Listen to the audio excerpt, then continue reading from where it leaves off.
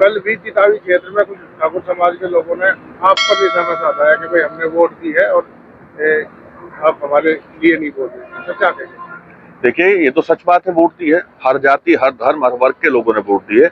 और पीपालेड़ा गांव तो पुरखों से हम लोग जुड़े रहे। मेरे पिताजी का पुराना क्षेत्र रहा। वहां बहुत सारे परिवार ऐसे हैं जो हमें परिवार मानते हैं और हम उन्हें परिवार मानते हैं। राणा सांगाजी का नाम इतिहास में दर्ज है और उनकी द्वारा किए गए जो बहादुरी के कारनामे हैं वो स्वर्ण अक्षरों में आज भी इतिहास में दर्ज है। उन्हें कुछ भुला नहीं सकता।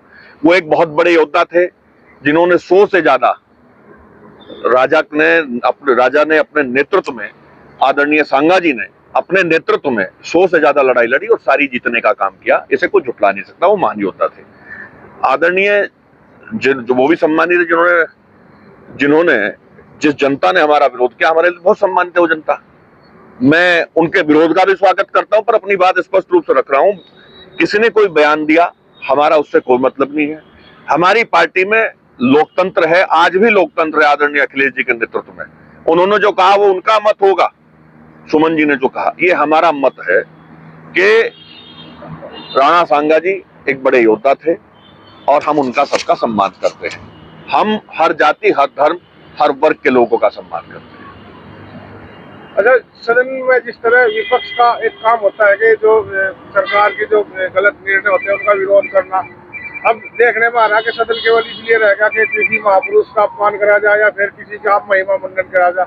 जिस तरह जो है औरंगजेब की बात आई, राणा सांगा का की बात आई, तो क्या लगता है कि सदन केवल इसी के लिए रहेगा? देखिए, अच्छी मूलभूत सुविधाएं हैं, उनके मुद्दे उठाना विपक्ष का मुख्य काम हो। मैंने तो अभी सोच ही रहा था, ये सही बात है। आपकी बात बिल्कुल ठीक है। जब हमारा नौजवान पूर्ण रूप से मजबूत हो जाए, हमारे बच्चों को अच्छी शिक्षा मिले, नौजवान को रोजगार मिले, हमारी बहन बेटियां अपने आप को सुरक्षित महसूस करें, हमारे छोटे छोटे गांव के कस्बों से वैज्ञानिक निकले, बड़े बड़े खिलाड़ी निकले, तब जाकर के इन बातों को करें तो कुछ समझ में आता है। आप काहे के लिए बात कर रहे हैं? अरे आप देखो ना अस्पतालों के क्या हाल जाकर के, आप जनपदों में जाकर के, गांव में जाकर के देखिएगा। आप जाओ, जितनी मेरे क्षेत्र में सीएचसी हैं, पीएचसी हैं, जाकर के देखिएगा। डॉक्टर जो पद हैं उन वो पद पूरे नहीं है और जो डॉक्टर को बैठना चाहिए पूरे 8 घंटे 9 घंटे को डॉक्टर नहीं बैठता। इमरजेंसी की कोई सुविधाएं नहीं। खिलाड़ियों के लिए नाम का स्टेडियम में कोई सुविधा यहाँ नहीं है। अच्छी एजुकेशन, अच्छी कोचिंग यहाँ उपलब्ध नहीं है। हाँ, निजीकरण हर चीज का करते जा रहे हैं। तो प्रसन्नचित देखिए, हम लोगों ने बहुत अच्छी डिबेट की। समाजवादी पार्टी के एक एक विधायक ने हर समाज की समस्याओं को छूने का काम किया है, उनको बहुत मजबूती के साथ उत्तर प्रदेश विधानसभा के सदन में सबके सामने रखने का काम किया, सरकार के सामने प्रश्न किया। हमने बसों के बारे में पूछने का काम किया, साइबर क्राइम की बात मैंने की, हमने गन्ना किसान की बात की, नौजवान की बात की, रोजगार की बात की, मजदूर की बात की। लेकिन इन सबका कोई सरकार के पास जवाब नहीं था। उसमें भी तरह तरह की भाषाएं बोली गई। आपने देखा किस तरह से हिंदी और उर्दू की बात की गई। सरकार की तरफ से जो शब्द थे मैं तो बोल भी नहीं सकता। सरकार गुमराह करना चाहती है, हमारे नौजवान को भटकाना चाहती है और समाजवादी पार्टी का एक एक कार्यकर्ता, हम सब लोग इसका विरोध करते रहे। विधायक जी, काफी समय से महंगाई, बेरोजगारी पर कभी सदन में मतलब कम ही मुद्दे उठ रहे हैं, तो क्या कारण है? नहीं, हमने उठाया। उत्तर प्रदेश में महंगाई का मुद्दा भी हमने उठाया, मजबूती से समाजवादी पार्टी के विधायकों ने उठाने का काम किया।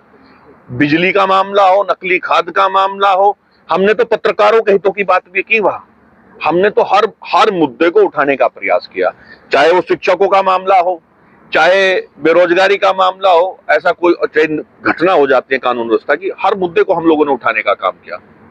अच्छा, जैसे रमजान चल रहे हैं, नमाज को लेकर तो तरह तरह की बातें हैं, सड़कों पर नहीं पढ़ने देंगे, और अब मोदी जी ईदी बांट रहे हैं, घोषणा करी है कि सौगातें मोदी के नाम से दी जाए।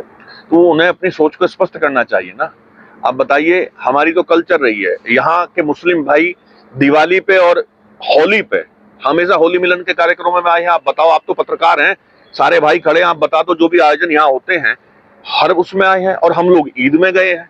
अब पता नहीं वो क्यों भाईचारा खत्म करना चाहते हैं, और उनकी अपनी सोच को स्पष्ट करना चाहिए। एक तरफ तो वो नमाज की बात करते हैं, नमाज पढ़ने की बात करते हैं, दूसरी तरफ ईदी बांटने का काम करें। वही अपने आप की अपनी भूमिका स्पष्ट कर दें, अपनी सोच को स्पष्ट कर दें, बता तो दे कम से कम चाहते क्या है। मैं तो आपके माध्यम से जनता से भी अपील करूंगा कि इनकी असलियत को देखें, एक तरफ हिंदी बांटने का काम करेंगे, दूसरी तरफ नमाज की बात करेंगे। आप बताइए, हम ईश्वर को कहीं भी मान सकते हैं, ईश्वर को कहीं भी खड़े होकर के याद कर सकते हैं, और जो नियम कानून है, मैं स्पष्ट रूप से कहना चाहता हूं, जो नियम कानून है वो सबके लिए बराबर होना चाहिए। हम सब भारतवासी हैं, बाद में हिंदू और मुसलमान है, पहले हम भारतवासी हैं, हिंदुस्तान के नागरिक हैं, और हमें भूलना नहीं चाहिए इस हिंदुस्तान को आजाद कराने के लिए हमारे बुजुर्गों ने, हमारे पुरखों ने अपना खून न्योछावर करने का काम किया था, बलिदान देने का काम किया था, शहादत देने का काम किया था। इससे तो हमें बहुत संजो कर रखने का काम करना है। सत्ताधारी पार्टी के विधायक नंदकिशोर गुर्जर जी वे लगातार सरकार और जो अधिकारी है उन पर हमला कर रहे हैं, तो कहाँ तक इसको सही मानते हैं? वो स्पष्ट करें, विधायक भी उनके हैं और अधिकारी भी उनके हैं। सरकार अपनी करनी में और कथनी में फर्क तो उनका दिखता ही है, पर स्पष्ट तो करे क्या मामला है।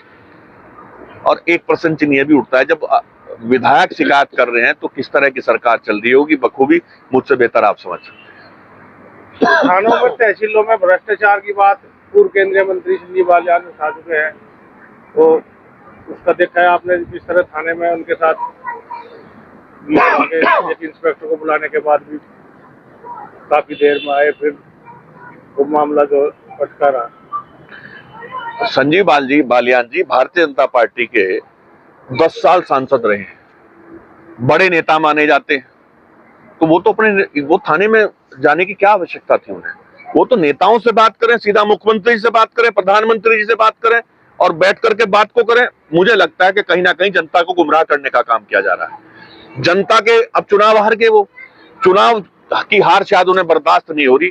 अरे जनता का बेवकूफ क्यों बना रहे हो भाई साहब? आदरणीय संजीव बालियान जी, मैं आपसे अनुरोध करूंगा, आप सरकार में बैठे हैं, चाहे शामली का विवेक प्रेमी जी वाला मामला हो, वहां के व्यापारियों का मामला हो, चाहे यहाँ का मामला हो मंसूरपुर वाला, आप अपने सम्मानित नेताओं से बात करें, अपनी पार्टी में बात करें और जनता के उत्पीड़न को रोकने का काम करें। जिस तरह से हमें जिम्मेदारी मिली है, हमारा दायित्व है कि हम सदन के पटल पे बात रखें, मजबूती से रख रहे हैं। तो आप एक बड़ी पार्टी के सदस्य हैं, आप मंत्री रहे हैं 8 साल, आप सांसद रहे हैं 10 साल, तो आप पहले अपने लोगों से बात करें, उसके बाद धरने प्रदर्शन पर उतरे। मैं तो यही कहूंगा, कहने में और करने में अपने फर्क दिखाई दे रहा है उनको, वो फर्क दिखाई ना दे।